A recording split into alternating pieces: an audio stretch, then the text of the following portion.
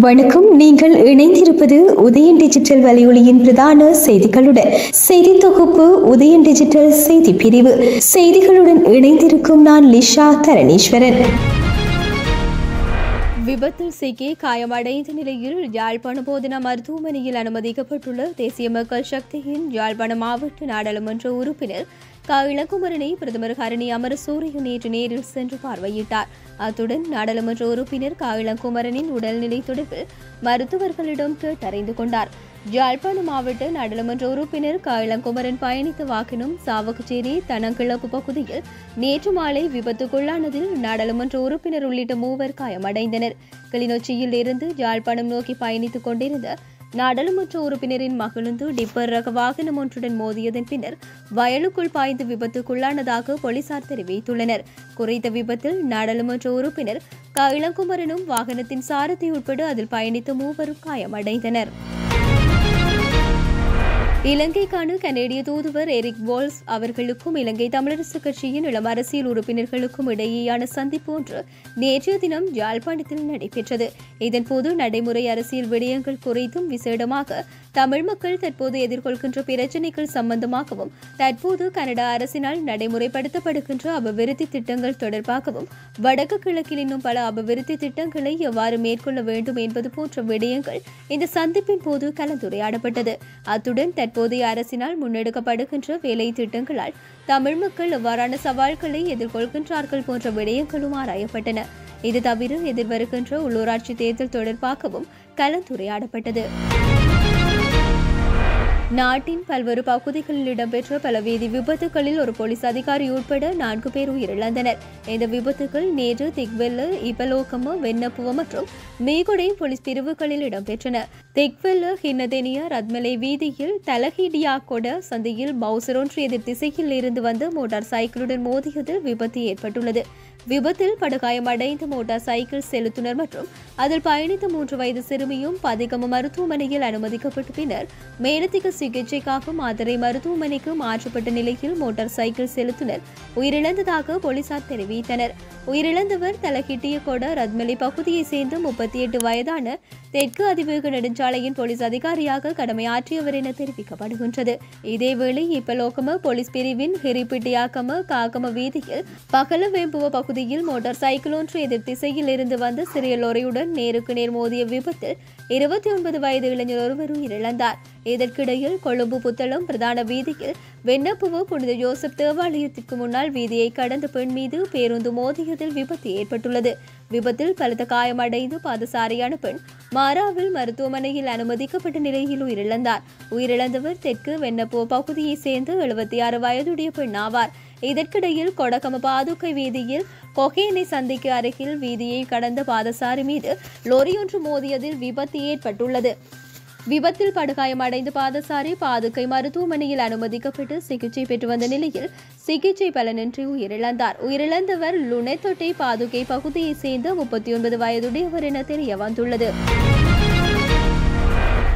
சுமார் 36 கோடி ரூபாய் பெறுமதியான ஹசிஸ் போதைப் பொருளுடன் வெளிநாட்டு பெண் ஒருவர் கட்டுநாயக்க விமான நிலையத்தில் கைது செய்யப்பட்டுள்ளார். குறித்த பெண் கனடாவின் டொரண்டோவில் இருந்து ஐக்கிய அரபு ராச்சியத்தின் அபுதாபி நகரில் இருந்து நேற்றைய தினம் இரவு இலங்கைக்கு வந்தபோது சுங்க போதைப் பொருள் கட்டுப்பாட்டு பிரிவின் அதிகாரிகளால் கைது செய்யப்பட்டதாக தெரிவிக்கப்பட்டுள்ளது. சுங்க போதைப் பொருள் கட்டுப்பாட்டு பிரிவின் அதிகாரிகளுக்கு கிடைத்த சர்வதேச புலனாய்வு தகவலின் அடிப்படையில் நடாத்தப்பட்ட சோதனையில் சந்தேக நபர் கைது செய்யப்பட்டதாக கூறப்படுகின்றது.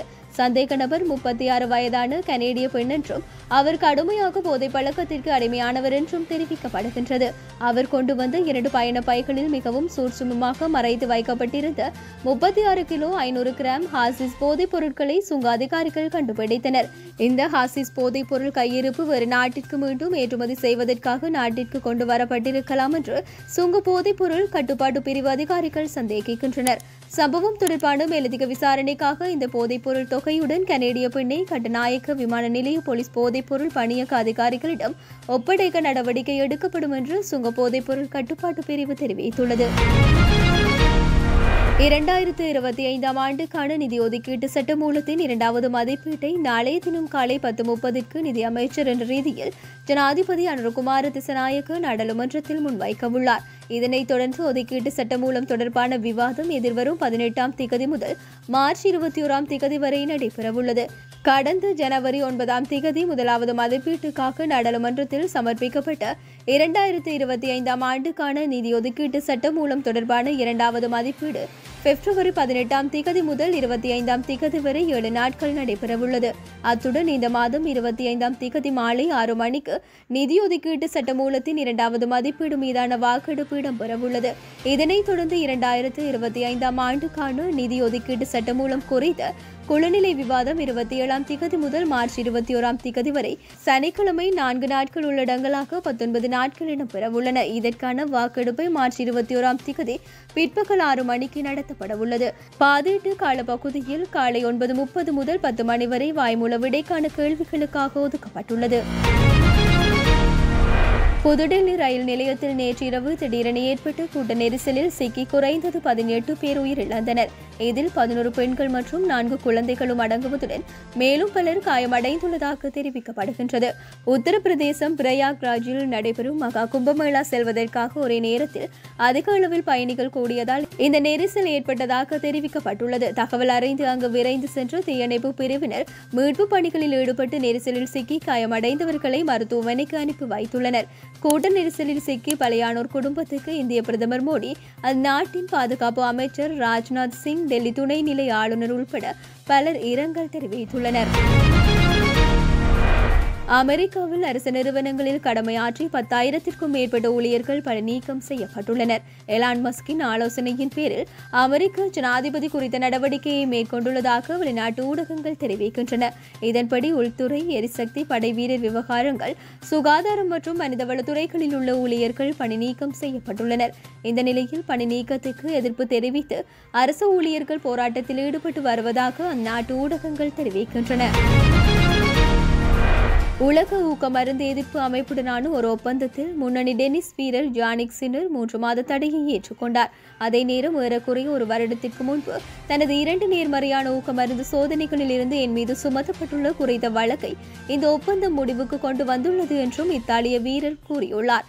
கடந்த 2024 மார்ச் மாதம் தடை செய்யப்பட்டு அனபோலிக் ஸ்டீராய்டால் மருந்தை தற்செயலாக பயன்படுத்தியதாக தீர்ப்பு அளித்ததற்கு சின்னரை இடைநீக்கம் செய்ய வேண்டாம் என்று சர்வதேச டென்னிஸ் ஒருமைப்பாடு நிறுவனம் கடந்த ஆண்டு எடுத்த முடிவை வாடா எதிர்த்தது. சின்னரின் ஊக்க மருந்து மாதிரியில் ஊக்க மருந்து அளவுகள் ஒரு பயிற்சியாளர் செய்த மசாஜ் காரணமாக வந்ததாக கூறப்படுகின்றது.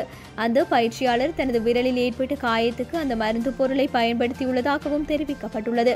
எவ்வாறெனினும் கடந்த ஜனவரி மாதம் ஆஸ்திரேலிய ஓபன் பட்டத்தை வென்ற 23 வயதான இத்தாலிய வீரர் 3 மாத தடை உத்தரவால் எந்த கிராண்ட்ஸ்லாம் போட்டிகளையும் தவற விடமாட்டார். சீசனின் அடுத்த முக்கிய போட்டியான பிரெஞ்சு ஓபன் மே 25ஆம் தேதி தொடங்குகின்றது.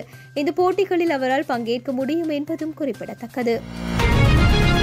இத்துடன் உதயன் டிஜிட்டல் வலையொலியின் பிரதான செய்திகள் நிறைவடைகின்றன. தொடர்ந்தும் செய்திகளை உடனுக்குடன் அறிந்து கொள்ள எமது உதயன் டிஜிட்டல் வலையொலி பக்கத்துடன் இணைந்திருங்கள். வணக்கம்.